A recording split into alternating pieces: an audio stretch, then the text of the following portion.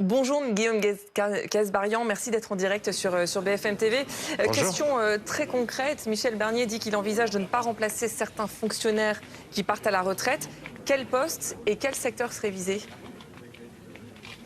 Alors, le sujet d'abord, c'est d'offrir des services publics de qualité aux usagers. Je suis aujourd'hui en Sarthe sur le terrain, et que ce soit en préfecture, dans le département, à l'hôpital ou dans les maisons France Service comme derrière moi, le but c'est d'offrir des services de qualité. Et il se trouve que quand on arrive à simplifier les procédures, à numériser, à digitaliser, à faire mieux fonctionner les organisations, eh bien on peut effectivement réduire le temps administratif, réduire parfois ce qu'on appelle le back-office, et donc faire des économies à la fin. Ce que je veux dire par là, c'est qu'il est tout à fait possible de concilier des services publics de qualité, que nous souhaitons bien évidemment forts et de qualité, et ensuite réaliser des travaux de simplification, de débureaucratisation qui permettent à la fin de gagner en temps administratif et donc de réaliser des économies. Et donc oui, c'est ce processus vertueux que nous souhaitons mettre en œuvre du terrain à partir des expériences qui nous sont faites et des retours terrain qui sont faits notamment par les usagers et par bien sûr les fonctionnaires et les agents. Alors ça c'est pour la philosophie, je repose ma question pratique. Quel type de poste et quel secteur serait visé ? Alors, je ne vais pas préempter les débats du PLF, puisque vous savez que le projet de loi de finances va être présenté dans quelques jours. Et puis, ça sera aussi l'occasion avec les parlementaires de voir quels sont éventuellement les sujets sur lesquels ils souhaitent faire des économies et proposer des économies additionnelles. Ce que je peux vous dire, c'est que, effectivement, moi, je soutiens l'objectif du Premier ministre, qui est de faire plus pour le service public avec parfois moins de moyens, grâce à la simplification et la débureaucratisation. Et donc, oui, il est possible que sur des fonctions support, sur un certain nombre de fonctions qui ne sont pas en contact direct avec le citoyen ou avec l'usager, certains départs en retraite ne soient pas forcément reconduits ou remplacés. Ça peut arriver. Mais l'objectif en soi est d'améliorer la qualité du service public, de simplifier les choses pour effectivement faire en sorte que 1 euro d'argent public prélevé sur les Français à travers les impôts et les taxes soit bien utilisé à la fin des fins et qu'on ait une bonne gestion de l'argent public. C'est quelque chose qui est salutaire. Donc oui, on peut faire plus avec des moyens qui sont parfois plus limités parce qu'on a gagné en efficacité. C'est tout l'enjeu des travaux que nous allons mener et je ne préempterai pas le débat sur le projet de loi de finances puisque, encore une fois, des annonces seront bientôt faites et nous aurons à y travailler. Mais bien sûr, il faut qu'on trouve des moyens d'économiser. On a un enjeu très fort de trouver 40 milliards d'économies au prochain PLF et nous contribuerons tous à cet effort, encore une fois, collectif. Est-ce que néanmoins, il y a des secteurs qui seront épargnés, par exemple l'école, l'hôpital, la police ? Mais en réalité, sur tous les secteurs où vous avez du contact direct avec les citoyens, que ce soit la police, les gendarmes, l'école, les soignants, bien évidemment que quand on est au contact du terrain, l'objectif est de continuer à être en contact sur le terrain, avoir des services publics qui sont forts sur le terrain. Et après, vous avez toute la partie administrative, la partie haute fonction publique, la partie de certaines organisations qui mériteraient peut-être d'être fusionnées, d'être repensées, d'être parfois digitalisées avec de nouveaux outils numériques, l'intelligence artificielle.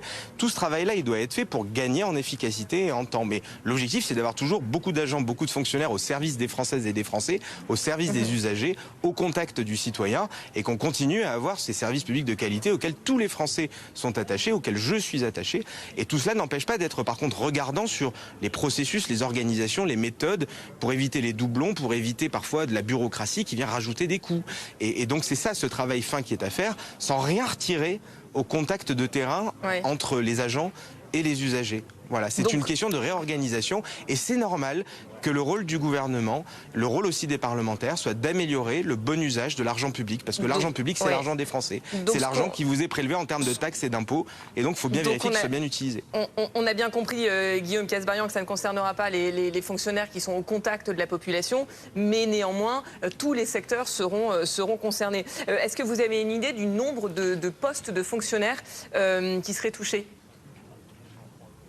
Je le redis, le nombre de postes qui sont concernés dépend aussi de ce que l'on veut faire en termes d'objectifs de service public et de ce que l'on réussira à faire en termes de débureaucratisation, de suppression de doublons, de numérisation. Tout ce travail-là est un travail qui va prendre un tout petit peu de temps, mais qu'on va devoir faire en lien avec les parlementaires. Pardonnez-moi, mais est-ce que vous avez un ordre de grandeur? Mais je ne vous donnerai pas de nom. Mais est-ce que vous avez un ordre de grandeur? La Cour des comptes parle par exemple de 100 000 suppressions de postes dans la fonction publique, dans les collectivités. Ce que la Cour des comptes a fait, elle a fait un rapport par rapport aux fonctionnaires territoriaux depuis 2010 et elle a fixé un objectif à horizon 2030 sur 100 000 fonctionnaires territoriaux, mais avec une analyse qui est certes intéressante et que, bien sûr, je lis avec grande attention, mais en même temps, vous avez lu la réaction de l'AMF qui conteste un certain nombre de chiffres et qui rappelle un certain nombre de compétences qui ont été transférées au local et dont on a besoin. Donc attention, moi je lis avec attention les rapports qui demandent à faire des économies, mais je ne les prends pas forcément pour argent comptant et bien évidemment que je ne vais pas les appliquer mécaniquement comme une injonction qui tomberait du ciel. Donc bien sûr qu'il y a des pistes d'économie à réaliser, je ne vous donnerai pas de chiffres, je ne préempterai pas la présentation du projet de loi de finances et je le rappelle, ce projet de loi de finances fera l'objet de débats parlementaires où les députés eux-mêmes pourront proposer des amendements qui permettent de gagner en efficacité et d'améliorer la dépense publique dans notre pays. Faisons les choses dans l'ordre. À la base, on veut avoir un beau service public de qualité sur le terrain et puis si on arrive à améliorer le fonctionnement, débureaucratiser, eh bien on fera des économies sur les fonctions support et on gagnera en temps administratif et ça fera des économies. Des services puissants avec un bon usage de l'argent public. Avant d'évoquer le débat parlementaire, un mot sur la méthode, les syndicats sont très inquiets. Vous n'en avez pas encore parlé. Est-ce qu'ils vont être consultés pour déterminer là où les coupes sont les plus judicieuses et les plus efficaces ? Mais moi, je suis dans un dialogue social très fort. J'ai reçu l'ensemble des syndicats la semaine dernière et cette semaine. Je continue d'ailleurs à les recevoir jusqu'à lundi prochain. Nous passons à chaque fois 2 à 3 heures avec chacun d'entre eux. Je suis à leur écoute. J'écoute leurs revendications, j'écoute leurs difficultés, j'écoute leurs remontées de terrain et j'essaye avec eux de partager un certain nombre de contraintes qui nous concernent tous et de voir comment est-ce qu'on peut améliorer les choses. Donc je suis non seulement à leur écoute, je serai toujours à leur écoute, ma porte sera toujours ouverte. Et on continuera dans un dialogue intense avec les organisations syndicales et avec les agents sur le terrain. Enfin, ils ne sont pas convaincus, là, pardon, les syndicats, on les entend depuis hier, ils sont vent debout. Mais je ne dis pas qu'ils vont forcément accepter tout ce qui sera dans le PLF, mais je dis qu'en tout cas, je serai à leur écoute parce qu'on peut toujours améliorer la situation des agents. Il y a les questions bien sûr salariales, mais il y a aussi les questions de la qualité de vie au travail. Il y a les questions du logement sur lequel beaucoup de fonctionnaires et d'agents galèrent à trouver un logement près notamment des grands centres urbains. Il y a la question de l'amélioration du cadre de vie, de la qualité de vie au travail. Toutes ces questions-là, elles font partie des négociations. Il y a la question de la protection complémentaire de santé. Il y a plein de sujets qui sont sur la table des négociations et des discussions avec les syndicats. Et moi, à chaque fois, je travaille très consciencieusement, avec beaucoup d'humilité, avec celles et ceux qui portent la voix des agents et des fonctionnaires du service public. Et on continuera à travailler ensemble, même si bien sûr il y aura des points de désaccord, il y aura parfois des frictions, il y aura parfois des décisions qui sont prises, que ce soit par le gouvernement ou par les parlementaires, qui feront débat. Mais notre responsabilité, c'est de savoir avancer pour le pays et d'être dans le dialogue avec les organisations syndicales. Ce qui est inquiétant, M. Kasbarian, c'est que c'est jeudi, la présentation du budget en Conseil des ministres, où vous serez, vous, en tant que ministre, après les débats parlementaires. Nous sommes vendredi, c'est dans 6 jours. Et on n'a aucun détail, vous n'en avez pas non plus, sur le nombre de fonctionnaires concernés, les secteurs, etc. Les 60 milliards d'euros d'économies globaux. Vous allez arriver à faire tout ça en seulement 6 jours ? Ça nous demande de travailler tous jour, nuit, week-end et on est à la tâche pour présenter aux parlementaires un projet de loi de finances et puis ensuite préparer des amendements et écouter les amendements qui viennent du Parlement. Donc bien sûr que c'est pas simple, on est dans une période inédite avec une majorité relative, très relative, avec un Parlement qui va être bien sûr très chahuté, on en est parfaitement conscience et quand on a tous accepté d'être ministre, on savait quelle était la complexité à la fois politique et budgétaire, mais c'est pas pour autant qu'on prend pas nos responsabilités. Donc on est au travail, le projet de loi de finances sera présenté dans quelques jours et les parlementaires feront leur travail de parlementaire, c'est-à-dire proposer des amendements et nous les examinerons, les parlementaires voteront, ils décideront à la fin, je rappelle que le budget est à la fin décidé par les parlementaires et donc c'est tout ce travail-là qui nous attend dans les mois qui viennent pour qu'au 31 décembre, pour qu'on ait un budget pour notre pays. Mais est-ce que vous vous attendiez, Guillaume Kasbarian, à ces déclarations de Gabriel Attal et de Gérald Darmanin ? Gérald Darmanin qui dit clairement, moi, ce budget, avec les hausses d'impôts, il est hors de question, je ne voterai pas. C'est un allié ou un opposant du gouvernement ? Est-ce que vous craignez une fronde des macronistes ? Mais écoutez, moi je suis moi-même issu de Ensemble pour la République, je suis issu de Renaissance et je suis un macroniste depuis 2016. Donc moi, si vous voulez, je comprends tout à fait la philosophie et les points que mon propre groupe met dans le débat. Et donc moi aussi, je suis attaché au fait de garder une stabilité fiscale et veiller à ce que s'il y a des augmentations d'impôts, elles soient les plus faibles possibles. Et je crois que d'ailleurs que grâce à cette pression, en réalité, on n'aura qu'un tiers de l'effort budgétaire qui sera réalisé à travers de la justice fiscale ou des augmentations d'impôts qui ne concernent encore une fois qu'une petite partie de la population. Il faut les faire 2 encore tiers moins, de selon l'effort vous budgétaire seront Est-ce qu'il faut réalisés faire sur encore des moins, selon économies de dépenses. Les 2 tiers, écoutez, réaliser 2 tiers de l'effort budgétaire sur de l'économie de dépenses, c'est beaucoup. Le problème, c'est que si à la fin des fins, vous touchez pas au levier fiscal et vous faites 100% de l'effort uniquement sur des économies de dépenses, vous allez voir que ça va faire mal. Donc il faut faire attention dans ce rapport-là. Moi, je pense qu'on est arrivé à un point d'équilibre qui est raisonnable, à savoir 1 tiers de l'effort budgétaire à réaliser sur la fiscalité, les 2 tiers à réaliser sur des économies de dépenses. Et vous allez voir, et d'ailleurs vos questions montrent bien que c'est pas simple. Vous allez voir que les 2 tiers d'économies à réaliser sur les dépenses, ça va être quelque chose qui va être difficile à faire discuter. Le débat parlementaire permettra à chacune et chacun de proposer des solutions peut-être alternatives même à la solution budgétaire. Certains proposeront des leviers fiscaux plus importants, d'autres proposeront des leviers sur l'économie de dépenses plus importants, sur les dépenses sociales peut-être.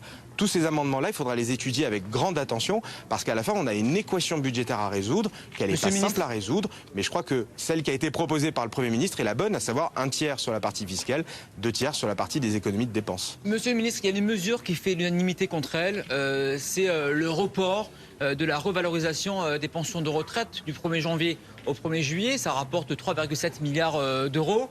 Le RN est contre, les LR sont contre, le bloc central est contre. Et vous ?